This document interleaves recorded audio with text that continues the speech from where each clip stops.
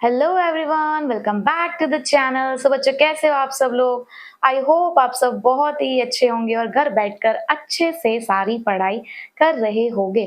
तो बच्चों, आज हम करने वाले हैं चैप्टर नंबर 2 को कंटिन्यू, जिसमें बहुत सारे छोटे छोटे कॉन्सेप्ट्स हैं जो हम पढ़ रहे हैं, जो आगे प्रैक्टिकली हमारे बहुत ज्यादा काम आने वाले हैं।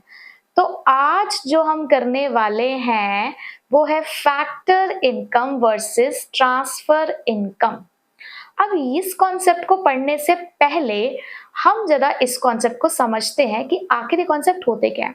देखो, फैक्टर इनकम यानी कि ऐसी इनकम जो फैक्टर्स ऑफ प्रोडक्शन को दी जाती है। अब फैक्टर्स ऑफ प्रोडक्शन क्या होते हैं बच्चे? हमने पहले ही चैप्टर में ये पढ़ लिया है कि फैक्टर्स ऑफ प्रोडक्शन हमारे पास 4 होते हैं। कौन कौन से? लैंड, लेबर, कैपिटल और एंटरप्रेन्योर। अब ये जो 4 फैक्टर्स ऑफ प्रोडक्शन होते हैं, ये हमारी हेल्प करते हैं अपनी फैक्टर सर्विसेज प्रोवाइड करके। अब बदले में इनकी फैक्टर सर्विसेज के बदले में जो फर्म्स होती हैं वो इनको क्या पे करती है? फैक्टर इनकम, यानी कि rent, interest, wages, profit. Land पे रेंट, लेबर के लिए वेजेस, कैपिटल के लिए इंटरेस्ट और एंटरप्रेन्योर को मिलता है उसका प्रॉफिट। तो ये जो 4 फैक्टर्स ऑफ प्रोडक्शन अपनी फैक्टर सर्विसेज दे रहे हैं, इन्होंने कुछ काम किया है, कुछ प्रोडक्टिव एक्टिविटी की है, तो जाकर इनको ये पैसा पे किया गया है। यानी कि कहीं ना कहीं ये जो फैक्टर इनकम है, ये कब रिसीव हो रही है? जब कोई काम किया गया, जब कोई प्रोडक्शन प्रोसेस हुई है, तब जाकर वो इस पैसे को कमा पाए हैं। चलो जी, ये तो बिल्कुल क्लियर हो गया। तो अभी ट्रांसफर इनकम क्या होता है? क्या होता है ट्रांसफर इनकम? ट्रांसफर का मतलब क्या है? ट्रांसफर, दे दिया, बस हमने दे दिया, बदले में कुछ लिया नहीं हमने, नहीं, कुछ भी नहीं। हमने ये इनकम बस दी है, ट्रांसफर करी है, बट बदले में हमने उनसे किसी भी तरीके की कोई भी प्रोडक्टिव एक्टिविटी नहीं कराई। यानी कि यहाँ पर ये पैसा सिर्फ रिसीव करते हैं, बदले में किसी भी तरीके की कोई भी प्रोडक्टिव एक्टिविटी नहीं हो रही है। कहने का मतलब है कि यहाँ पर इस इनकम को अर्न नहीं किया जाता, सिर्फ रिसीव किया जाता है। हमने यहाँ पर इसका मतलब उनसे हमने कोई काम नहीं कराया, उनसे बदले में कोई भी हमने प्रोडक्टिव एक्टिविटी उनसे नहीं कराई, जस्ट हमने उनको पेंशन पे करी है। तो ये क्या है? इसे कहते हैं ट्रांसफर इनकम। यानी कि उन सीनियर सिटीजन ने पैसा रिसीव तो किया, लेकिन बदले में कोई काम नहीं किया है। तो हमें यहाँ से क्या पता चला? हमें यहाँ से ये पता चला कि जब हम कुछ काम करके, कोई प्रोडक्टिव एक्टिविटी करके पैसा कमा रहे हैं, तो वो फैक्टर इनकम है। लेकिन अगर कोई पैसा हमें ऐसे ही मिल गया है बिना किसी प्रोडक्टिव एक्टिविटी को किए, तो वो ट्रांसफर इनकम है। बिल्कुल क्लियर हो गया हमें कॉन्सेप्ट। तो चलिए अब इसके डेफिनेशन को देखते हैं। देखो, फैक्टर इनकम, अब देखो दोनों ही इनकम है, तो दैट मीन्स दोनों ही रिसीव होंगी। दोनों तरफ आपने देखा कि इनकम रिसीव्ड है। This is the income received by the factors of production for rendering the factor services। क्यों मिल रही है ये इनकम? क्योंकि उन्होंने अपनी फैक्टर सर्विसेज दी हैं आपको इन द प्रोडक्शन प्रोसेस। आपकी प्रोडक्शन प्रोसेस को करने के लिए वो अपनी फैक्टर सर्विसेज दे रहे हैं, वो काम कर रहे हैं, तो इसीलिए आप उनको वो इनकम दे रहे हो, इसीलिए वो इस इनकम को रिसीव कर रहे हैं। बट अगर मैं ट्रांसफर इनकम की बात करूं, so this is the income received without rendering any productive service and return.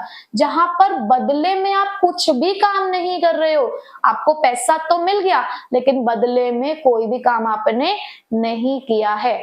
जब कोई हमें गिफ्ट में पैसा दे दे, अगर जैसे कि शादी में जाते हो, किसी की बर्थडे पार्टी में जाते हो, तो कई बार वो मिलता है ना लिफाफा, जिसे देखकर हम बड़े खुश हो जाते हैं। तो वो जो शादी ब्याह में जो शगुन दिया जाता है, या फिर बर्थडे पे छोटे छोटे बच्चों को जो हम पैसे दे देते हैं, तो क्या वो बदले में हमारे लिए कुछ कर रहे हैं? वो कुछ नहीं कर रहे हैं हमारे लिए बदले में। तो वो क्या एक तरीके की ट्रांसफर इनकम है। ठीक है, उसके बाद देखो नेशनल इनकम और डोमेस्टिक इनकम। अब हमें आगे यही सीखना है कि किसी भी कंट्री की डोमेस्टिक इनकम या नेशनल इनकम को कैसे कैलकुलेट किया जाता है। तो कौन सा पैसा आप उसके अंदर इंक्लूड करोगे? फैक्टर इनकम को या ट्रांसफर इनकम को? ऑब्वियसली फैक्टर इनकम को। भाई वो तो तुम चुपचाप एंटी मार लेते हो, जो तुम्हें शादी ब्याह में शगुन मिलता है या बर्थडे पार्टी पे वो सब पैसे मिलते हैं। कहाँ दिखाते हो उसको जाके? कहीं नहीं दिखाते हो। और देखो नेशनल इनकम में से प्रोडक्टिव एक्टिविटीज का ही पैसा ऐड होता है, डोमेस्टिक इनकम में भी सिर्फ प्रोडक्टिव एक्टिविटी का ही पैसा ऐड होता है, ठीक है। तो ट्रांसफर इनकम कहीं पर भी इंक्लूड नहीं होगी, ना तो नेशनल इनकम में ना ही आपके डोमेस्टिक इनकम में, लेकिन फैक्टर इनकम ऐड होगी। कॉन्सेप्ट, ये अर्निंग कॉन्सेप्ट है भाई, काम करोगे, कमाया पैसा तो आपको मिला, आपने कमा कर ये पैसा लिया है, लेकिन ये एक रिसीट कॉन्सेप्ट है, सिर्फ पैसा मिल रहा है, सिर्फ पैसा लेके तुम जेब में डाल रहे हो, बदले में कुछ नहीं कर रहे हो, तो यहाँ कमा रहे हो या कमा नहीं रहे हो। रिसीव्ड बाय, कौन रिसीव करता है, अभी इतना तो पढ़ लिया हमने, इसे फैक्टर्स ऑफ प्रोडक्शन रिसीव करते हैं। इसे कौन रिसीव कर रहा है, हाउस होल्ड्स और गवर्नमेंट। अब गवर्नमेंट को कहीं से अगर फाइनेंशियल हेल्प मिल जाती है, कोई एड मिल जाती है, चैरिटीज आ जाती है, तो बदले में कुछ कर थोड़ी रहे हैं वो लोग भी, तो वो भी ट्रांसफर इनकम ही कहलाती है, ठीक है। एग्जाम्पल्स यहाँ पे रेंट, वेजेस, इंटरेस्ट, प्रॉफिट, और यहाँ पे क्या हो सकता है, स्कॉलरशिप्स हो सकती हैं, ओल्ड एज पेंशन हो सकता है, अनएम्प्लॉयमेंट अलाउंसेस हो सकते हैं। अनएम्प्लॉयमेंट अलाउंसेस मतलब बेरोजगारी भत्ता। गवर्नमेंट बहुत सारी ऐसी स्कीम चलाती है ना, जहां पर वो आपको क्या करती है, गारंटी देती है कि हम आपको इतने दिन का एम्प्लॉयमेंट देंगे। जैसे कि आपने पढ़ा होगा, याद आ रहा होगा कुछ, कि 100 डेज का हम आपको गारंटेड एम्प्लॉयमेंट देंगे, और अगर हम आपको एम्प्लॉयमेंट नहीं दे पाए तो बदले में हम आपको कुछ पैसा देंगे। तो वो जो पैसा दे रही होती है गवर्नमेंट ऐसे में, उसे ही बोलते हैं अनएम्प्लॉयमेंट अलाउंसेस, ठीक है। तो फैक्टर इनकम और ट्रांसफर इनकम क्लियर हुआ। फैक्टर इनकम कौन सी इनकम है, जो फैक्टर्स ऑफ प्रोडक्शन कमा रहे हैं अपनी फैक्टर सर्विसेज को देकर। ट्रांसफर इनकम जस्ट हमने पैसा रिसीव किया है, बदले में कोई प्रोडक्टिव एक्टिविटी नहीं की है। अब अगर इसी क्वेश्चन को मैं फैक्टर पेमेंट और ट्रांसफर पेमेंट बोल दूं तो क्या हो गया, इनकम रिसीव्ड की जगह पे क्या हो जाएगा, पेमेंट मेड हो जाएगा, ठीक है। तो सब चीजें वही रहेंगी, सिर्फ आपको इनकम की जगह पे क्या करना है, पेमेंट करना है, रिसीट की जगह पे क्या करना है, पेड करना है, ठीक है। तो चलो बढ़ते हैं आप अपने नेक्स्ट टॉपिक की तरफ, जिसका नाम है final good and intermediate goods. अब हमें ये पता लगाना है कि किस गुड को हम फाइनल और किस गुड को हम इंटरमीडिएट कहेंगे, ठीक है। तो इस चीज को समझने के लिए एक एग्जाम्पल लेके चलते हैं, ठीक है। क्या है ना, आज मेरा ब्रेड पकौड़े खाने का बहुत मन है, ठीक है। अब मेरा ब्रेड पकौड़े खाने का मन है तो उसके लिए मुझे क्या करना पड़ेगा, मार्केट से जाकर ब्रेड लानी पड़ेगी। तो मैं गई एक दुकान पर और वहां से मैं ब्रेड खरीद कर लेकर आ गई, ठीक है। और मैं ब्रेड खरीद के लेकर आई और मैंने उससे ब्रेड पकौड़े बनाए और बना के खा लिए, बहुत मजा आया। अब यही ब्रेड एक ब्रेड पकौड़े बेचने वाला, यानी कि ये जो दुकानें होती हैं जो समोसे और ब्रेड पकौड़े बेचती हैं, यही ब्रेड का पैकेट एक ऐसी दुकान वाला लेकर गया और उसने उससे ब्रेड पकौड़े बनाए, बट खुद नहीं खाए। वही ब्रेड पकौड़े उसने आगे जाकर बेचे। अब यहाँ पर कमोडिटी तो सेम है, यहाँ पर गुड तो सेम है। ब्रेड, मैं भी ब्रेड खरीद के लेकर आई हूं और एक ब्रेड पकौड़े बेचने वाला खरीद के लेकर आया है, तो हम दोनों के लिए ये ब्रेड क्या है। अब मुझे यही डिफरेंस पता लगाना है, क्या हम दोनों के लिए ब्रेड सेम स्टेटस रखती है। अब मेरे लिए ये फाइनल गुड है या इंटरमीडिएट गुड है, ये कैसे पता चलेगा, ये पता चलेगा हमें इसके यूज से। देखो, जब मैं ब्रेड खरीद के लेकर आई तो मैंने उसको आगे बेचा नहीं, मैंने उस ब्रेड को खुद ही कंज्यूम किया। भले ही मैंने उसकी शेप को चेंज किया, ब्रेड को ब्रेड पकौड़े में कन्वर्ट किया, बट मैंने उसको खुद के लिए इस्तेमाल किया है, मैंने उसे आगे फर्दर बेचा नहीं है, किसी को रीसेल नहीं किया। वहीं पर लेकिन जो एक ब्रेड पकौड़े बेचने वाला ब्रेड लेकर आया, वो ब्रेड लेकर आया, उसने भी उसको ब्रेड पकौड़े की फॉर्म में कन्वर्ट किया, बट उसने वो काम किसी और को बेचने के लिए किया, उसने वो काम किसी और को रीसेल करने के लिए किया। तो उसके लिए जो ब्रेड है वो इंटरमीडिएट गुड है, बट मेरे लिए जो ब्रेड है वो मेरा फाइनल गुड है। कहीं ना कहीं अब आपको इस एग्जाम्पल से फाइनल और इंटरमीडिएट गुड का डिफरेंस पता चल गया होगा कि फाइनल गुड वो गुड होते हैं जो अल्टीमेट कंज्यूमर कंज्यूम करता है। वहीं पर अगर वही गुड कोई एक person for the purpose of resale और इन्वेस्टमेंट के लिए यूज करता है, तो उसके लिए वो गुड इंटरमीडिएट होता है। बात समझ आ रही है आपको। अब एक और एग्जाम्पल लेते हैं। ब्रेड पकौड़े बनाने वाला अपने लिए एक बड़ी सी कढ़ाई खरीद के लेकर आया है जिसमें ये ब्रेड पकौड़े बनाएगा, और इसी तरीके से एक कढ़ाई मैं भी खरीद के लेकर आई हूं जिसमें हम भी अपने घर में जो सामान बनाते हैं उसको इस्तेमाल करेंगे। तो अब यहां पर ये जो मैं कढ़ाई खरीद के लेकर आई, ये हम दोनों के लिए क्या है, क्या यहाँ पर भी इस गुड का जो स्टेटस है वो हम दोनों के लिए अलग अलग है? बताइए। यहां अब इस कढ़ाई का जो स्टेटस है वो हम दोनों के लिए सेम है। देखो, मैं भी जो कढ़ाई खरीद के लेकर आई हूं, मैं भी उसे अपने लिए इस्तेमाल कर रही हूं, खुद के लिए, और वो भी जो कढ़ाई लेकर आया है ना, वो भी उस कढ़ाई को किस लिए लेकर आया? क्योंकि उसको उसके अंदर ब्रेड पकौड़े तलने, उसको बेचनी नहीं है वो कढ़ाई। तो वो कढ़ाई यहाँ पर क्या है हमारे लिए? Final good. उसके लिए भी फाइनल गुड है और मेरे लिए भी फाइनल गुड है। तो देखो, हमेशा ये मत सोचना कि प्रोड्यूसर और कंज्यूमर के लिए गुड का स्टेटस अलग हो जाता है, कि प्रोड्यूसर के लिए अगर कोई चीज इंटरमीडिएट गुड है तो कंज्यूमर के लिए वही चीज फाइनल गुड हो जाएगी।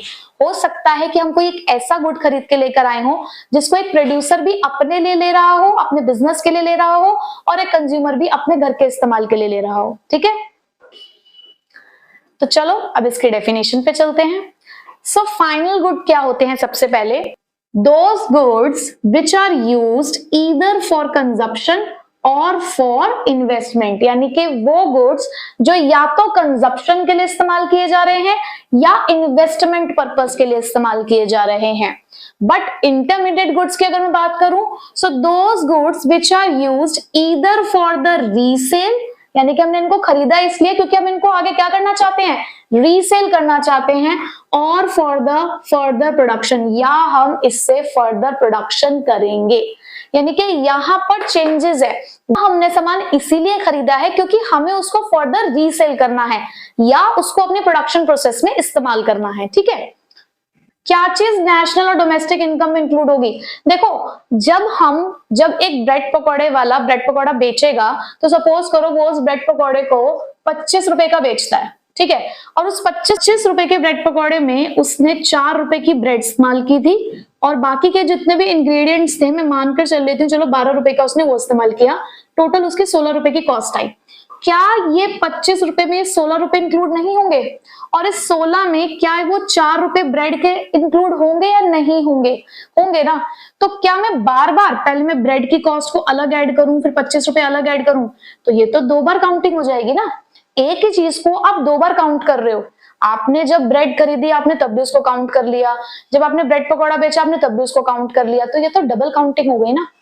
तो यहां पर ये कंक्लूजन निकला कि हम सिर्फ फाइनल गुड की वैल्यू को ही इंक्लूड करेंगे क्योंकि उसमें ऑलरेडी इंटरमीडिएट गुड्स की वैल्यू इंक्लूडेड होती है। तो इसलिए इंटरमीडिएट गुड्स की वैल्यू को हम दोबारा इंक्लूड नहीं करते, कहीं पर भी इंक्लूड नहीं करेंगे, ना नेशनल इनकम ना ही domestic income, to avoid the double counting. Value addition किस में हो रहा है? भैया ये तो रेडी टू यूज है, इसमें कोई वैल्यू एडिशन हमें नहीं करना है। But intermediate goods ready to use नहीं होते हैं, इसमें वैल्यू एडिशन हमको करना पड़ता है। प्रोडक्शन बाउंड्री, ये क्रॉस कर चुके हैं प्रोडक्शन बाउंड्री, ये सब काम हो चुका है इनके अंदर, इसमें और कोई गुंजाइश नहीं है कुछ भी करने की। But these are still within the production boundary, अभी भी इनके ऊपर प्रोडक्शन का काम चल रहा है। एग्जाम्पल देखो, जैसे कि एक मिल्क कोई हाउस होल्ड खरीद के लेकर आता है, लेकिन वही मिल्क अगर कोई डेयरी शॉप वाला खरीद के लेकर आया तो भाई उसका तो काम है ना आगे दूध बेचने का, लेकिन आप तो अपने घर में खरीद के लेकर आए हो, क्यों? क्योंकि आपको कंजप्शन करना है उसका। इसी तरीके से एक मोबाइल फोन एक स्टूडेंट खरीद के लेकर आता है तो वो अपने इस्तेमाल के लिए खरीद के लेकर आया है, लेकिन वही मोबाइल फोन अगर एक मोबाइल डीलर खरीद के लेकर आता है तो वो किसने लेकर आया? क्योंकि उसको फर्दर आगे बेचने हैं। ठीक है, तो ये था हमारा फाइनल गुड और इंटरमीडिएट गुड। मैंने आपको बहुत शॉर्ट में दोनों का कंसेप्ट बता दिया है, बहुत लंबा चौड़ा मैंने इसके ऊपर आपको लेक्चर नहीं दिया क्योंकि बहुत इजी है इसको समझना। फाइनल गुड, फाइनली जिसको एक अल्टीमेट कंज्यूमर इस्तेमाल कर रहा है। इंटरमीडिएट गुड जो भी पहले स्टेप पे है, अभी आगे बढ़ेगा, अभी आगे चलेगा, जिसके अंदर अभी चेंजेस होंगे तब जाके वो आगे मार्केट में बिक पाएगा। तो बहुत आसान है इस कॉन्सेप्ट को समझना, तो इसलिए मैंने बहुत ज्यादा इसके अंदर आपको एग्जांपल्स नहीं बताए क्योंकि मुझे पता था एक ही एग्जांपल से आप इस कॉन्सेप्ट को समझ लोगे। ठीक है, बाकी हम एक आध क्वेश्चन कर लेते हैं इसके ऊपर। अब मैं आपसे 1-2 क्वेश्चन पूछ लेती हूँ, फिर हमारा ये कॉन्सेप्ट कंप्लीट और आज की क्लास भी। देखो, पेपर परचेज्ड बाय अ पब्लिशर, एक पब्लिशर कौन होता है? जो बुक प्रिंट करने का काम करता है। तो एक पब्लिशर अगर पेपर खरीद के लेकर आया तो उसके लिए वो इंटरमीडिएट गुड है या फाइनल गुड है? सोचो। इंटरमीडिएट गुड, क्यों? क्योंकि अभी वो उन पेपर से क्या करेगा? बुक बनाएगा। ठीक है, next, furniture purchase by a school, एक स्कूल के अंदर फर्नीचर परचेज किया गया, तो उन्होंने क्या करना है, उनको आगे बेचना थोड़ी है स्कूल को वो फर्नीचर, वो तो उसको इस्तेमाल करना चाहते हैं। तो फर्नीचर अगर कोई स्कूल खरीद के लेकर आए तो वो क्या है हमारे लिए, final good. Purchase of a rice by a grocery shop. एक ग्रोसरी शॉप क्या होती है, वही राशन की दुकान है जहां से आपको राशन वगैरह मिले। अब अगर वो लोग चावल खरीद के लेकर आए हैं तो क्या है उनके लिए, उन्हें फर्दर रीसेल करना है ना, अपने पास रखना तो नहीं है, हालांकि उसके अंदर उन्होंने कोई फर्दर प्रोडक्शन नहीं करना है, लेकिन वो अपने लिए निकल नहीं आए, उसको आगे उन्होंने उसको रीसेल करना है, तो वो क्या है उनके लिए, इंटरमीडिएट गुड है। Computer installed in an office, एक ऑफिस के अंदर कंप्यूटर को इंस्टॉल किया गया है, तो ये क्या है हमारे लिए, ये भी एक तरीके का फाइनल गुड है, क्योंकि हमने उस कंप्यूटर को यहाँ पर बेचा नहीं है, वो हमने क्या किया, एक तरीके से एक इन्वेस्टमेंट है जो हमने अपने यहाँ पर करी है। Chalk, duster etcetera purchased bye अ स्कूल। मुझे लगता है मोस्ट ऑफ द बच्चों का आंसर ना इसका फाइनल गुड होगा, क्योंकि आप यहाँ पर भी यही कहेंगे कि हमने कौन सा उसको फर्दर रीसेल करना है, हमने कौन सा उसको आगे बेचना है, हमने कौन सा उसको फर्दर रीसेल करना है या उसके अंदर कोई प्रोडक्शन करना है। बच्चों बात आपकी ठीक है, लेकिन इसका आंसर फाइनल गुड नहीं है, इसका आंसर इंटरमीडिएट गुड है। मैंने जानबूझ के क्वेश्चन आपसे पूछा, याद है अभी पीछे मैंने क्वेश्चन आपसे पूछा था स्कूल से related he, furniture purchase by school, यहां मैंने बोला chalk and duster purchase by school. देखो फर्नीचर जो हमने खरीदा ना, वो हमने इन्वेस्टमेंट पर्पस के लिए खरीदा, यानी कि जहां पर हम उससे 1 साल से ज्यादा के लिए ले रहे हैं। ऐसा कोई गुड जो हम रीसेल पर्पस के लिए तो नहीं खरीद रहे, बट जिसका इस्तेमाल, जिसका यूज सेम ईयर में खत्म ना हो रहा हो, यानी कि सेम ईयर के अंदर अंदर हमने उसको कंज्यूम ना किया हो, तो वो गुड फाइनल गुड कहलाता है। क्या बोला मैंने, एक ऐसा गुड जिसको हमने फर्दर रीसेल के लिए तो नहीं खरीदा, बट उसका जो यूसेज है वो हमारे लिए मोर देन 1 ईयर के लिए है, तो वो हमारे लिए फाइनल गुड है। लेकिन अगर हम कोई ऐसा गुड खरीदते हैं जिसे हम रीसेल पर्पस के लिए तो नहीं खरीद रहे, लेकिन जिसको हम कंज्यूम कर लेंगे सेम ईयर के अंदर, तो वो हमारे लिए इंटरमीडिएट गुड्स कहलाएंगे। अब ये चॉक और डस्टर है, कितना चलेंगे, जल्दी खत्म हो जाएंगे ना, तो ये हमारे लिए कोई फाइनल गुड नहीं है, ये हमारे लिए इंटरमीडिएट, क्योंकि इनका जो यूज है वो सेम अकाउंटिंग ईयर में खत्म हो जाएगा। तो ये भी एक आपके लिए पॉइंट है जो आपको इंटरमीडिएट और फाइनल गुड के लिए ध्यान में रखना है, कि अगर कोई ऐसे गुड हैं जो रीसेल पर्पस के लिए नहीं है बट सेम अकाउंटिंग ईयर में वो कंज्यूम हो जाते हैं, तो वो आपके लिए क्या है, इंटरमीडिएट गुड्स है। ठीक है। Fertilisers purchase by the farmers. अब fertilisers purchase by the farmers, देखो क्या कर रहे हैं, वो सेम ही अकाउंटिंग ईयर में उसको यूज्ड अप कर रहे हैं। और आप इस तरीके से भी इसको समझ सकते हो कि भाई देखो उस फर्टिलाइजर से वो अपने फर्दर प्रोडक्शन में ही तो इस्तेमाल करेंगे उस फर्टिलाइजर्स को, उससे तो उनकी क्रॉप्स ग्रो होंगी, तो आप उसे इंटरमीडिएट गुड ही कहोगे। ठीक है। चौक और डस्टर है, हमारा स्कूल का पर्पस क्या होता है, एजुकेशन प्रोवाइड करना, तो चौक और डस्टर को हम यूज कर रहे हैं ना अपनी उस एजुकेशन सर्विस को देने के लिए, तो भाई इंटरमीडिएट गुड है। ठीक है। सो आई होप आपको फाइनल गुड और इंटरमीडिएट गुड का कॉन्सेप्ट समझ आ चुका होगा। आज हमने 2 अलग अलग कॉन्सेप्ट पढ़े, factor income, transfer income, intermediate good, final good. अब आपको इसी के क्वेश्चन थोड़े से ट्राई करने हैं, कॉन्सेप्ट को ध्यान में रखना है, क्योंकि कई बार ये एमसीक्यूज में ये क्वेश्चंस पूछे आपसे जा सकते हैं। ठीक है बच्चे, सो मिलते हैं नेक्स्ट क्लास में। Till then take care, bye bye.